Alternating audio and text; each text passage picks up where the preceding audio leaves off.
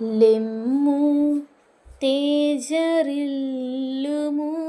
అని నన్ను ఉత్తేజపరచిన నా యేసయ్యా, నిన్నే స్మరించుకొనుచు నీ సాక్షిగా ప్రకాశించుచు, రాజాది రాజాని ప్రభువుల ప్రభువని నేను వేణోళ్ళ ప్రకటించేదా. లెమ్ము తేజరిల్లుము అని నన్ను ఉత్తేజపరచిన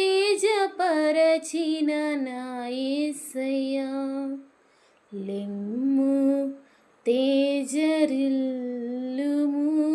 అని నన్ను ఉత్తేజపరచిన